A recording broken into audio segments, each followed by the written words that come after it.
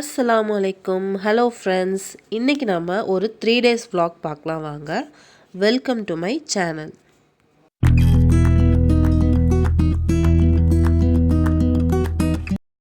என்னோட வீடியோவை இப்போ தான் ஃபர்ஸ்ட் டைம் பார்க்குறீங்கன்னா மறக்காமல் சப்ஸ்கிரைப் பண்ணிக்கோங்க. இது வரைக்கும் என்னை சப்போர்ட் பண்ணி என்னை சப்ஸ்கிரைப் பண்ண என்னோடய ஃப்ரெண்ட்ஸ் எல்லாருக்குமே ரொம்ப ரொம்ப தேங்க்ஸ். ஸோ டெய்லியுமே மார்னிங் எந்திரிச்சோன்னே என்ன வேலையாக இருக்கும் அப்படின்னா ஃபிஷ்ஷுக்கு வந்து ஃபுட்டு போகிற வேலை தான்.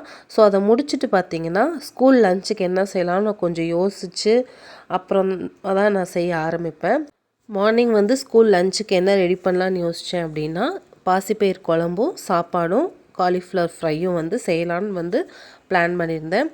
ஃபஸ்ட்டு பார்த்திங்கன்னா பாசிப்பயிர் வந்து நல்லா வறுத்துட்டு மஞ்சத்தூள் விளக்கெண்ணெய் போட்டு வேக வச்சுட்டேன். இந்த சைடு ரைஸுக்கு வச்சுட்டு காலிஃப்ளவர் ஃப்ரைக்கு வந்து கட் பண்ணிவிட்டு தண்ணியில் வந்து ஒரு கொதி தான் விடணும். நல்லா கொதிக்க விட்டிங்க அப்படின்னா பாயில் ஆயிரும். அப்புறம் வந்து ஃப்ரை ஆகாது, மொறுமொறுன்னு இருக்காது. ஸோ அந்த கிறிஸ்பினஸ் வந்து போயிடும். அதனால் டக்குன்னு கொஞ்சம் நல்லா சூடானோடனே ஆஃப் பண்ணிவிட்டு நம்ம வந்து ஃபில்டர் பண்ணிடணும். ஃப்ரை மேரினேஷனுக்கு வந்து என்னென்ன போடலாம் அப்படின்னா இப்போ நான் போடுறேன் பார்த்தீங்களா, அது வந்து ஜேபி மசாலா. இது வந்து எங்கள் ஊரில் வந்து இது கிடைக்கும். ஸோ அது போட்டுட்டு மிளகாத்தூள், மஞ்சத்தூள், உப்பு, நம்மளோட டேஸ்ட்டுக்கு தகுந்த மாதிரி நம்ம வந்து மசாலாஸ் வந்து ஆட் பண்ணிக்கலாம். இங்கே நான் வந்து இதெல்லாம் போட்டுட்டு கொஞ்சம் கரம் மசாலாவும் ஆட் பண்ணிக்கிட்டேன், தயிர் ஆட் பண்ணிக்கிட்டேன், அப்புறம் வந்து அரிசி மாவு ஆட் பண்ணிவிட்டேன். கடைசியில் பார்த்தீங்கன்னா கசூரி மேத்தி வந்து கொஞ்சம் ஆட் பண்ணிவிட்டேன். அந்த கசூரி மேத்தியோட ஃப்ளேவர் வந்து ரொம்பவே சூப்பராக இருக்கும். சில்லி சிக்கனுக்கும் வந்து ட்ரை பண்ணிங்கன்னா ரொம்பவே சூப்பராக இருக்கும். கொஞ்சோண்டு சோயா சாஸ் இருந்தாலும் ஊற்றிக்கலாம். ஊற்றி நம்ம வந்து மேரினேட் பண்ணி வச்சிடணும். என்னால் ஒரு 10 minutes தான் வந்து மேரினேட் பண்ணி வைக்க முடிஞ்சிச்சு. நம்ம லஞ்சுக்குனா இன்னும் சூப்பராக இருக்கும் ஃப்ரிட்ஜில் வச்சு நம்ம ஃப்ரை பண்ணி எடுக்கும்போது. ஸோ இந்த பக்கம் பார்த்திங்கன்னா குழம்புக்கு தேவையான தேங்காய் வந்து நான் எடுத்துக்கிட்டேன். தேங்காய் வந்து பார்த்திங்கன்னா இப்போ நான் எடுத்திருக்கேன் பார்த்திங்களா, இந்த அளவு போதும். அப்படியே ஒரு குட்டி லெமன் சைஸில் வந்து புளி ஊற வச்சுக்கோங்க. தேங்காய் வந்து நல்லா கிரைண்ட் பண்ணிவிட்டு அது கூடவே வந்து நல்லா புளியை வந்து கரைச்சி அதில் ஊற்றி வச்சுருங்க. குழம்பு தாளிக்கிறதுக்கு அடுத்து வந்து ஸ்டார்ட் பண்ணிடலாம். குழம்பு வைக்கிறதுக்கு வந்து ஸ்டார்ட் பண்ணிடலாம். ஸோ குழம்புக்கு ஃபஸ்ட்டு என்ன பண்ணணுன்னா நல்லா வேக வச்சு எடுத்துடணும். பாசிப்பயிரும் விளக்கெண்ணெய் போடும்போது நம்மளுக்கு வந்து ஈஸியாகவே வெந்துடும். நான் ஒரே ஒரு தக்காளியும் போட்டு வேக வச்சுருக்கேன். ஸோ இதெல்லாம் வந்து வேக வச்சு எடுத்து வச்சிடணும். அதுக்கப்புறம் என்ன பண்ணணும், தண்ணி ஊற்றிக்கணும். வேணுங்கிற அளவுக்கு தண்ணி ஊற்றிட்டு குழம்பு மசாலா இருக்குது பார்த்திங்களா, அது கொஞ்சம் சூடானோடனே நம்மளுக்கு தேவையான அளவு குழம்பு மசாலா வந்து ஆட் பண்ணிக்கலாம். ஆட் பண்ணிவிட்டு அது நல்லா பச்சை வாசம் போகிற வரைக்கும் கொதித்து வந்தோடனே கத்திரிக்காய், கிழங்கு, நம்ம என்ன காய் வேணாலும் ஆட் பண்ணிக்கலாம். சுரக்காய் ஆட் பண்ணிக்கலாம், நம்மளுக்கு பிடிச்ச காய் எதுனாலும் ஆட் பண்ணிக்கலாம். ஸோ அதை ஆட் பண்ணிவிட்டு கடைசி அது ஒரு கொதி வந்தோடனே தேங்காயும் புளியும் நம்ம வந்து கரைச்சி வச்சுருக்கோம் பார்த்திங்களா, அதையும் ஊற்றிட்டு ஒரே ஒரு விசிலில் வந்து இறக்கிட்டோன்னா சூப்பராக இருக்கும். மறக்காமல் ட்ரை பண்ணி பாருங்கள்.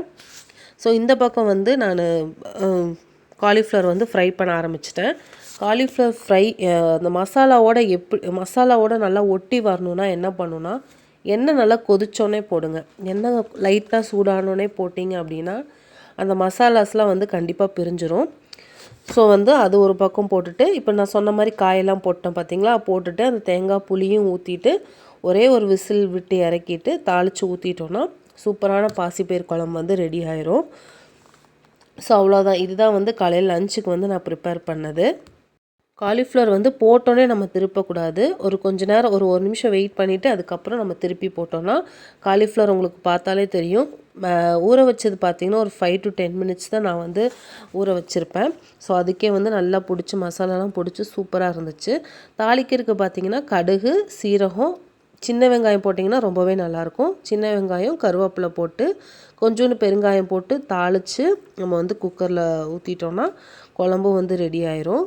ஸோ அவ்வளோதான். இதுக்கப்புறம் வந்து லஞ்ச் வந்து நான் பேக் பண்ண ஆரம்பிச்சிருவேன். அது கொட்டும்போது பார்த்திங்கன்னா சூடு தாங்காமல் குக்கரில் கடாய் விழுந்துருச்சு. ஸோ அதை வந்து எடுத்துட்டு குழம்பு வந்து ரெடி பண்ணியாச்சு. குழம்பு பார்த்தாலே தெரியும் உங்களுக்கு வந்து சூப்பராக இருக்கும். மறக்காமல் ட்ரை பண்ணி பாருங்கள். காலிஃப்ளவர் 2 batch போட்டு எடுத்தாச்சு. இது வந்து பார்த்திங்கன்னா என்னோடய பெரிய பொண்ணுக்கும் அம்மாவுக்கும் டெய்லி லஞ்ச் கொடுத்துருவோம். சரி, அவங்க 2 பேர்த்துக்கு மட்டும்தான் இது.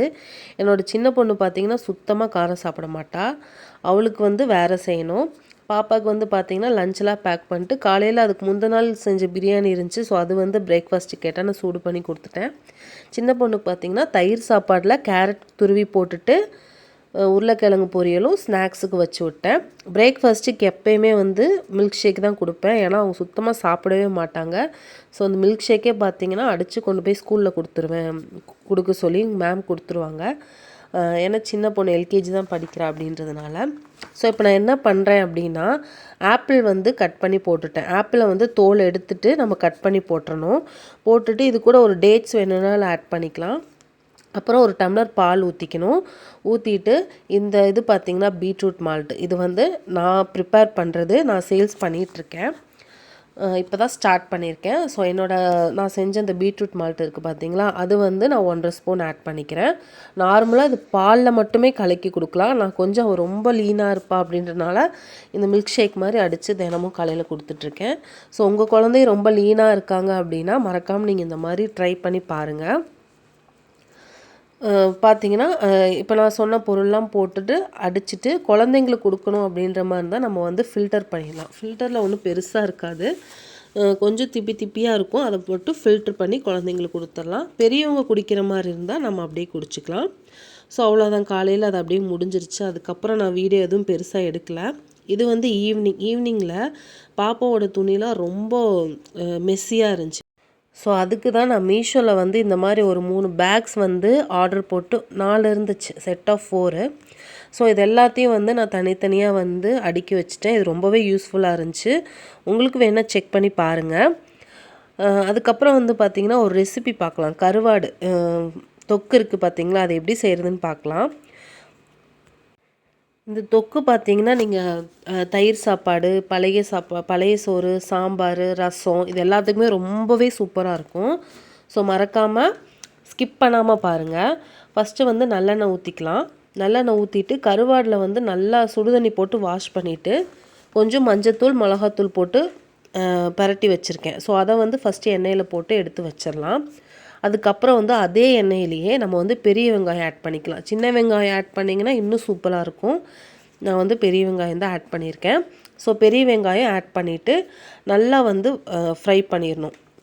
நல்லா வணக்கி விட்டே இருக்கும்போது கொஞ்சம் மஞ்சத்தூளும் உப்பும் ஆட் பண்ணிக்கோங்க. ஏன்னா நான் அந்த தண்ணியில் போட்டு கழுவும் போதே பாதி உப்பு கருவாடில் போயிடும். சுத்தமாக உப்பு போடாமல் இருந்தீங்கன்னா உப்பு இல்லாத மாதிரி தான் இருக்கும். அதனால் வந்து அளவாக உப்பு போட்டு நல்லா மிக்ஸ் பண்ணிவிட்டு மூடி வச்சுருங்க.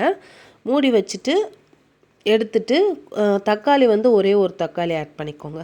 தக்காளி ஆட் பண்ணிவிட்டு அது நல்லா மசிஞ்சோடனே குழம்பு மிளகாத்தூள் ஆட் பண்ணிக்கோங்க. ஆட் பண்ணிவிட்டு குழம்பு மிளகாத்தூள் ஆட் பண்ணும்போதே கருவாடும் அதில் ஆட் பண்ணிக்கோங்க. ஆட் பண்ணிவிட்டு நல்லா எண்ணெய்லாம் பிரிஞ்சு வர வரைக்கும் விட்டுட்டு நம்ம வந்து ஆஃப் பண்ணிட்டோம் அப்படின்னா சூப்பரான கருவாடு தொக்கு வந்து ரெடி ஆயிரும். இது வந்து பீட்ரூட் மால்ட் நான் காமிச்சேன் பார்த்தீங்களா, எனக்கு வந்து 1 கிலோ ஆர்டர் வந்துச்சு.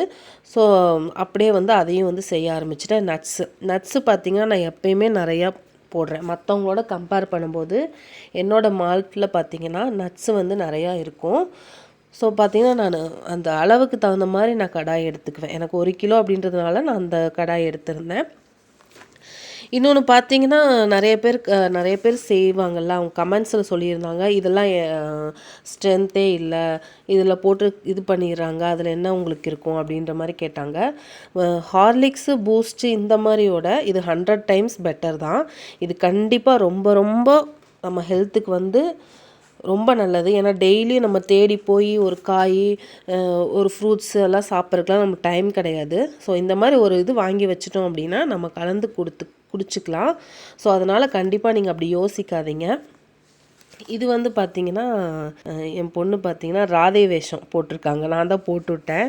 ஸோ இது எப்படி இருக்குதுன்னு மறக்காமல் எனக்கு வந்து கமெண்ட்ஸில் சொல்லுங்கள். அவளுக்கு பார்த்திங்கன்னா எப்பயுமே கேர்ள்ஸ் ட்ரெஸ் வந்து பிடிக்காது, அதனால தான் மூஞ்சி வந்து பார்த்திங்கன்னா அந்த மாதிரி வச்சுருந்தா. ஆனால் ரொம்ப க்யூட்டாக இருந்துச்சு.